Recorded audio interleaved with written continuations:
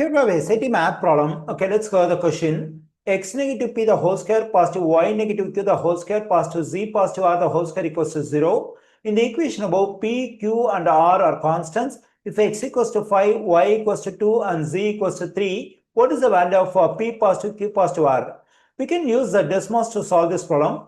For that, we have to take this equation as input in Desmos. When I do so, instead of x, I have to use x1. And for y, I have to take y1. And for z, I have to take z1.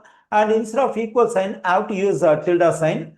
Okay, now let me take this equation as input in Desmos. That is x1 negative p the whole square positive y1 negative q the whole square positive z1 positive r the whole square. Then we have to take tilde sign 0.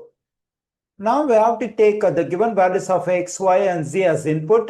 Okay, here we have taken x1 for x and y1 for y and z1 for z. The same should be considered in the second row. That is, we have to take x1. That is, x1 equals to the given value of x, 5.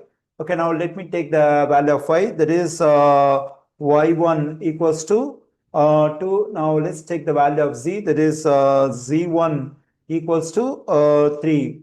Okay, here I got the values for p, q and r. Our aim is to get the value of p positive, q positive, r. Okay, now let me type it over here. That is p positive, q positive, r. Here I got the value of p positive, q positive, r. That is 4.